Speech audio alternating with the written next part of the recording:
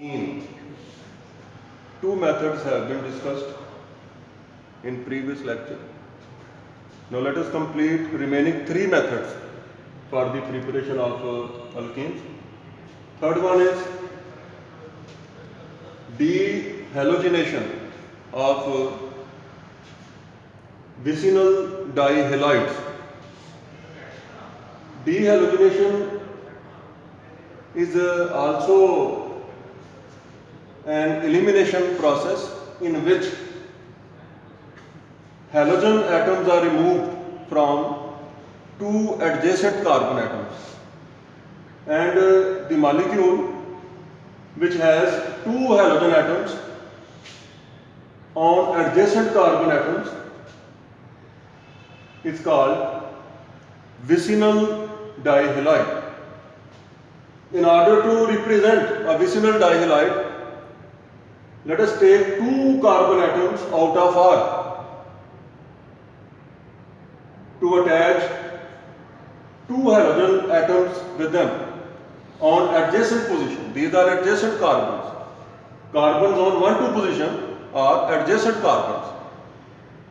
So this is 1,2 dihalide or vicinal dihalide.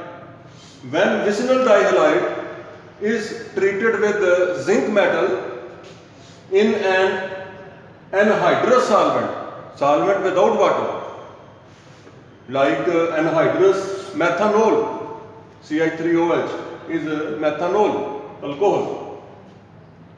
Zinc removes these two halogen atoms from adjacent carbon atoms and is changed or oxidized into zinc halide, and Cc single bond after this elimination of halogen atoms becomes Cc double bond, and an alkene is produced. So these two halogen atoms can be present on any two adjacent carbons within the molecule. For example, let's have a molecule in which chain is made of 4 carbon atoms and 2 bromine atoms are attached on adjacent positions on 2 and 3 carbon number 2 and carbon number 3. So this is 2,3 dibromo. Bromine atom is taken as a substituent. 2,3 dibromo butane. So after elimination, it is changed to 2-butene. Zinc takes these two bromine atoms from the two adjacent carbon atoms in anhydrous methyl alcohol. Fourth method for the preparation of alkene is electrolysis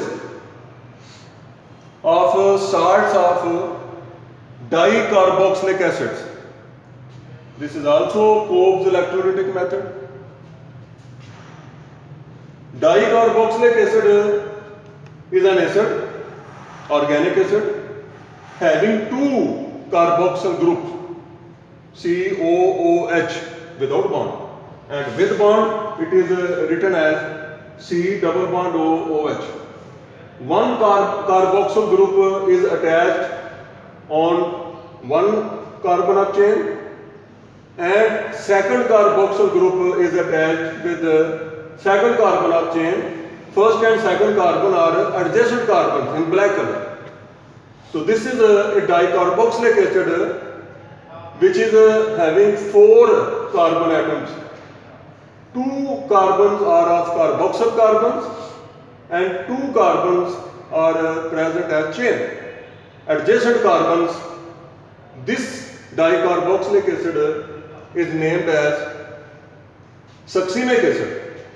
When we replace hydrogen of carboxyl group with a metal ion, so this becomes a salt, sodium salt of succinic acid. This is sodium succinate, sodium salt of succinic acid. First of all, we ionize this salt in water. Succinate ion and sodium ions are separated. On passing electric current in electrolytic cell. Succinate ions migrate towards the positive electrode, anode, for oxidation half reaction. Succinate ions release 2 electrons which are given by sodium to oxygen. These 2 electrons, charged in red color, they are removed and electron of oxygen becomes unpaired. In this way we get a succinate free radical. This succinate free radical immediately decomposes by removing 2 carbon dioxide molecules. CC bond is broken. Both CC bonds, carbon of carboxyl group and carbon of chain, breaks their covalent bond, and these 2 carbons becomes doubly bonded. The electrons of both the carbon atoms which get free from CC bond, carbon of carboxyl group, when is removed, this electron becomes free. Both carbons have their electron free from this bond, and these free electrons get bonded with each other, and CC single bond becomes doubled. In this way we obtain ethene at anode. These 2 electrons migrate towards the cathode through external circuit, where water molecules get reduced. The reduction potential of water molecules is much higher than sodium ion. The water molecules are reduced at cathode to produce hydroxide ions, and hydrogen gas is evolved at cathode. Sodium ions and hydroxide ions combine with each other to form sodium hydroxide. So this is an electrolytic method which is conducted in an electrolytic cell and is given a special name, Obe's electrolytic method. Fifth and last method for the preparation of alkene is partial hydrogenation of alkynes. Symmetrical alkynes are taken. Symmetrical alkyne is the alkyne which can be cleaved, divided into 2 equal parts. For this purpose, we attach similar R groups on both carbon atoms of triple bond. So this is a symmetrical alkyne. For production of cis alkene, this method is applied to prepare geometric isomers of alkene, cis entrons. To produce cis alkene, we react symmetrical alkyne with molecular hydrogen using a special catalyst which is called Lindlar's catalyst. This catalyst has composition in such a way that palladium is supported on barium sulfate. Palladium supported on barium sulfate and then poisoned with quinoline. So this composition is called Lindlar's catalyst. This catalyst is used for the production of cis alkene from symmetrical alkyne.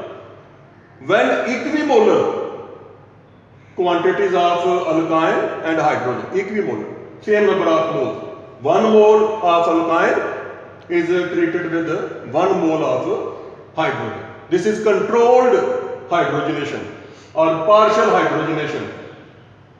As a result of this reaction, we get cis alkene. Both R groups are present on one side of double bond, and hydrogen molecules is attached to carbon atoms of triple bond in such a way that both carbon atoms get hydrogen atom from hydrogen molecule, and hydrogen atoms are attached with these doubly bonded carbons on a same side of double bond. So this is a cis-alkene. If we have to produce a trans-alkene, we use a sodium metal in liquid ammonia. Sodium metal reacts with liquid ammonia. Ammonia liquefies at minus 33 degrees centigrade temperature.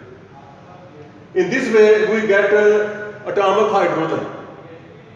This atomic hydrogen, when treated with symmetrical alkyne, we get a trans-alkene, in which R groups go to opposite side of double bond. So these are 5 methods for the production of alkene.